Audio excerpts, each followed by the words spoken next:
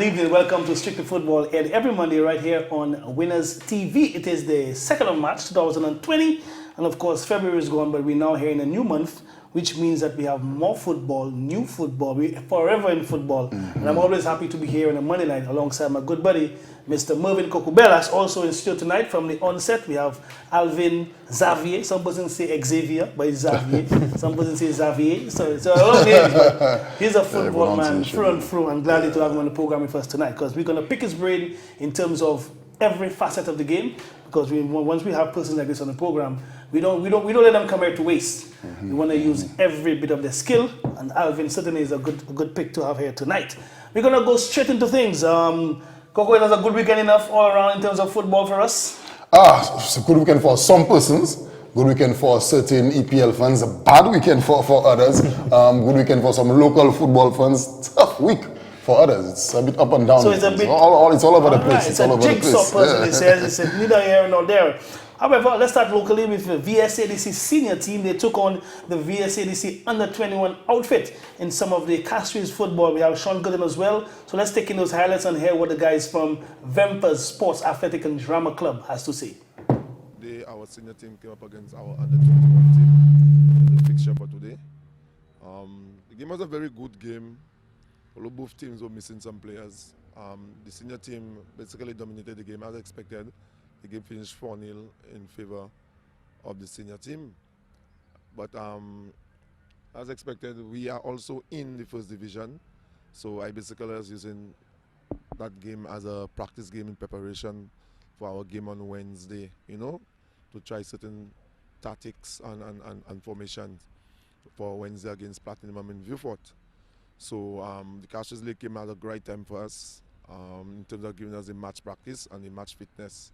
So going into our game on Wednesday, the players just have to just sit down and understand what we're going to do and just go and execute as we normally do for the last couple of years. And luckily for us, for the last 3 years, we came second twice, and last year we came third. So we're trying to make it one better this year, and just put our best foot forward. So it's all up to the players to commit to the cause and the objective, because all of us know the objective is to try and win the competition. The game ended up 4-0 in favor of the senior team. We had 2 goals in the first half from Wilson Chalmine. We had the third goal from McCallan John, and the last goal, the free kick there from Steve Rohn, would make it 4. The under-20 team, they gave a good account of themselves. They were pressing, but again, because I understand their legs got a little tired, and they did not have a full squad, just like us. Basically, both of us had just about 13 players. So the changes, we didn't have enough changes, but the team was a good, the performance was all right. I can't fault them. It's expected that the senior team would dominate the game, but they put up a good challenge, and that was good for us today, going into our game on Wednesday. Our good friend there, Sean Curtin, of course, explaining the exploits of his team, both outfits. They featured in the Cassius League, and they're using the Cassius promotion, with Cassius League that is, for the onset of the first division. Not a way to go, not a bad way to start. Again, he mentioned not a full outfit, which seems to be the cause these days. A lot of persons like football. There's a difference in liking football and wanting to play football and loving football. These are 3 different things altogether. And of course, Coco, to excel, Alvin, of course, to excel, you have to practice the game. That's right. But nonetheless, Sean clearly said that he has to work with what he's got. So let's see how best they can propel in the first division. Indeed. We're going to continue, folks. Of course, we hear of the first division so much. And matches were played last Wednesday. That is at the Philip Master Grounds in V4, where your team, the Uptown Rebels, facing the Moshi team, the Central Sports Online Moshi. That's right. You guys went down 4-1. What happened? What happened last Wednesday? First of all, let me just say, what hurt the most, Dennis, I don't think Uptown Rebels we've ever conceded 4 goals in the entire tournament. So to concede 4 goals in one game, that really hurt. But there are a number of angles that I can look at the game as probably an analyst, so to speak, as a neutral fan, and probably just as the president of Uptown Rebels. Like we just mentioned earlier, when you talk about training guys liking football and showing up. If you have not wanting to make an excuse first of all, but when you have a situation where you have like it is. 6, 7 guys showing up for training, the unfamiliarity really got us exposed on Wednesday night. Moshi look a fitter team, a more organized team, a team that knows what they're about. Upon Rebels, it's just like you just put 11 guys on the field and tell them just go and play a game. And I mean, obviously, that's never going to work.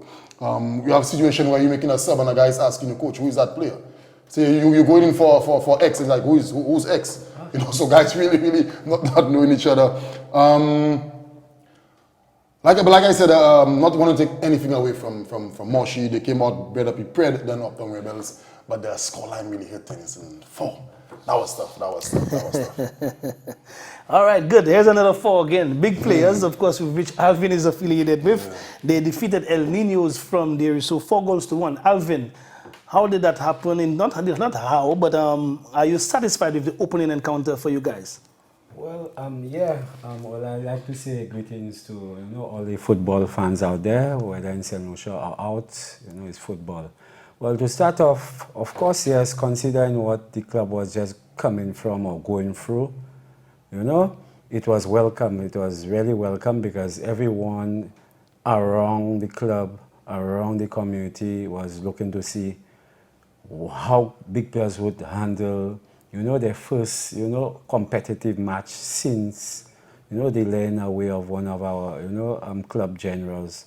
So, to respond in that way, especially going down so early in the game after 2 minutes, and to rally back, the evergreen Lincoln coming and still showing that, age is just a number. I couldn't believe it. Not to cut you short, but I mean, I was at the game tennis, and like, Lincoln still scoring goals, man. Yeah. Well, terrorizing defenders. They have a saying, like in Marshall, oh boy, them old fellas' time passes the young fellas' time. Well, what I keep telling them, when the young fellas scoring more goals, then we'll consider that. Until then, he's the man. There you go. So they won comfortably against El Niños, 4-1. We're going to move on with the St. Lucia Football Association Division 2 Championship, where Flow Lancers, they defeated Diamond Ballers 2-1. Diamond Ballers, of course, is from Deriso as well. Yeah, Our good friend McQueen Afani, she's attached to that club, yes. So they too are coming off their own. T Valley and RV Juniors played to a 2-all draw. They featured in the first division some time ago, but they're back in the second division. And sort of a stalemate, but when you have goal scoring in a draw, it's all right. I think they have similar strength. T Valley and RV. They have similar strength to me. I think we can use the word strength loosely, but they are a similar placing. I'd rather use the word placing. All right, good. So you've just heard Alvin made mention saying that where they just came off. Of course, if you follow the news, you'd have heard of the passing of Cassius Glasgow.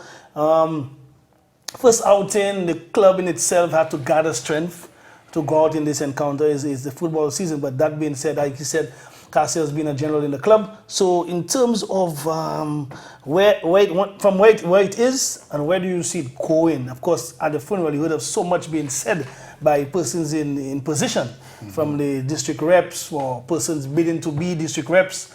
So much has been said, but where have you moved from that day till now? Well, firstly, I don't really succumb to politics or politics. So whatever people say, they say. But as a man on the ground talking the reality of things, a lot of these things were lip service on the day. Because I alluded to that also, because I've been around so long. So I've seen it. We know St. Lucia is a dead hero society. So taking that into mind, we always know a lot of things would just be said on the day. But as I'm saying that, just to, don't let it slip out of my mind, I want to say thank you and hats off to Trevor, Crazy, Daniel. Well, I don't know if the academy is the name Crazy attached to it, but Trevor Daniel Academy for coming to the support, because on the day we were helter-skelter for support for buses, and the man literally took money out of his pocket to support the youth, to ensure that all of them made it to the cemetery to see, that part of things. So, Trevor, thank you for that on behalf of Big Players and me personally. But to continue on the question there, where we are now, well, I'll start off with the academy. That's where he was more attached with the young players, the academy. And to be fair, things hasn't been the same because the part of the club that been suffered the most is especially the U11s, the younger ones, because for various reasons we could expect some is from their parents, because if that could happen to the coach, you know, their well-being is, the concern is about their offsprings. So, boy, I don't think I'll send him. So we're not really getting them coming out to train on the Saturday mornings. The 1 2 week in, we just have to do something basic with them. Also, some, unfortunately, he had a hold on them. Some of them have gone their way in, you know, the ghettos always have an influence on some they're just monitoring, you know, seeing how things going to see if it's still safe so they could, you know, step out, you know, so to speak. And speaking today also to even some of the seniors, the younger players, some of them still don't want to believe it, because one actually said when he's going down every morning, he's still looking to see if he see him in the corner by the Regis where he normally hangs out. Some saying they try to just put it at the side of their head. Some, they cannot fully function, they're just playing, but they're lacking that drive. So also we know counseling, a lot of counseling is needed, but we only got initial support from Ministry of Health with their counselors, but counseling is a lot of money. So we're trying to see if we could get corporate St. Lucia to assist, but so far we're not really getting assistance. So some of the youths, you know, I personally, I get a little something in that from the different coaching courses and levels I've been at. So I try to use what I have to help some of them, because especially now I've attached myself with the female team, the under 20s for sure. I try to hold them up, and I even spoke to the seniors to make them know, well, the word there right now is legacy, and if we're talking legacy, we have to, it's hurting, we might not feel whatever, but if we do not give the effort, his name will go down to waste. So despite all the pain and all what we're going through, we still have to battle it. And it's always easier if, you know, all of us still come to and could lean on each other rather than we're not seeing, or some saying they're not feeling. No, we can't give up right now, because, you know, if they give up right now, all that was in vain. So yeah, too. That means all the work that he has done will be undone. Of course, Coco, you know, the tough times when you see you go back in terms of you missing an ingredient. So generally, I mean, it's the grassroots level, so you're already seeing that's going to be dwindling.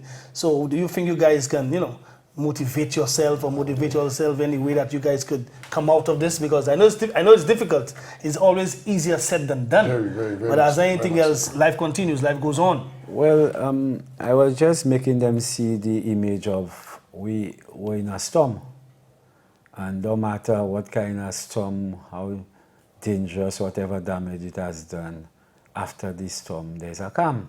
Now, after the calm, you take hold and see what damage was done, but there's a calm, and now you could, like I told them, the executive presently is, the storm has passed, and we're trying to see now where the damage is, what we have to do to try to look forward to make things better. But in the initial, it will not be easy. It's tough. I'm not trying to sugarcoat anything. I just say now it reality, is. yeah. Yeah, and it's not easy because, firstly, the human resource. He was there doing a lot of, you know, different functions. And he had a group of the young players he had attached with him because he had coached them already, and that started moving on to the senior level. But he still used to have them around him, assisting him with the coaching. Sometimes he might let each one take a level. A session, yeah. And then he might be in distance monitoring, give them little, sometimes I used to do in-house little courses with them to know the principles, the basic principles of the game and thing. But now, even them now, they're saying they're not feeling themselves, they don't have that drive to come out, because I try since that happened, I know a lot of the weight have fallen back on me, because to tell you the truth, I used to do all of that on my own, but I was then with a different generation, a different mindset. I was younger, I was hungry, I had all this knowledge, but with St. Lucia, the way St. Lucia football is run, it takes more out of you than it gives you. So I lose some of that passion for sure. Very well said. So very well said. I cannot function with coaching all those teams Levels, anymore. yeah. Plus what I've reached before, my age level, my responsibilities, all that. So I try to cling on to some of the teams, but you see the younger ones, the more part where you have to like take them.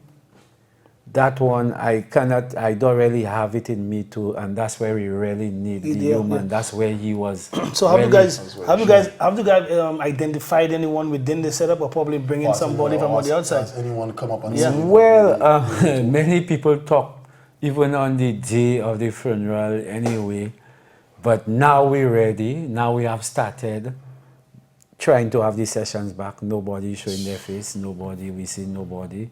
So sometimes I still have to rally the young men, and sometimes, no matter how hard it is, how rough it was from work like yesterday, might still have to pass, see if they have any set of little fellas, whether I have to give them a ball, just stay around.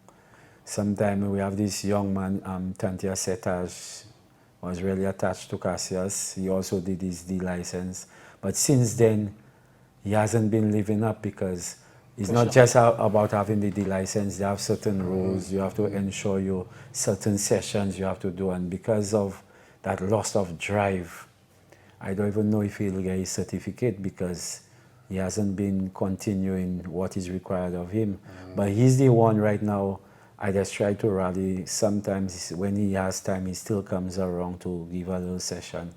But it's not the same. So clearly Coco is a deep hole. I mean, like you said, I mean, you put in so much into our football and you had to get so little. Very, very well said.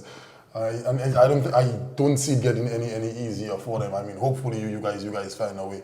But I see, and like you mentioned again, just going back to what you said, losing the human resource. It is one of our persons to come out tennis and say all the nice things. Yes, I'm going to be there. We're all going to come out to support. But they're ready now. And where are you? What? Yeah.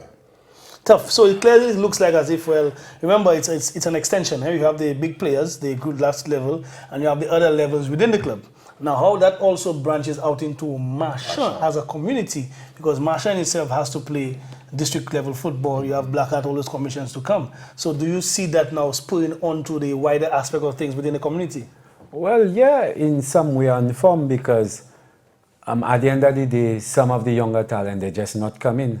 So once they're not coming, it will not just be for big players, it will be for Marshall also. But saying that also, even Cassius wasn't even really laid down in the ground yet, and some teams and clubs in the area were already snatching onto some of the youngsters. No heart, no gratitude, no nothing. It's real tribal, but it is what it is. That is football. People always want talent, so we just have to try and rally the storm, the calm on. We have to try and reflect, see where we're going, try and put things in place, battle. Yeah, because the other is under 15 two-day tournament, international tournament, and yeah, the Russia, he was already making arrangement for the U15s. Then they put me onto it, trying to get to register the squad. I couldn't get the players coming around, so we had to pull out, to still try and see to get our act together in especially those age levels there. So tough times ahead clearly for Marshall, which means that, hey, as much as we love the sport, it's always good to talk about it, but now figureheads are needed to carry through the community, the club, the youngsters. It seems like nothing is coming true.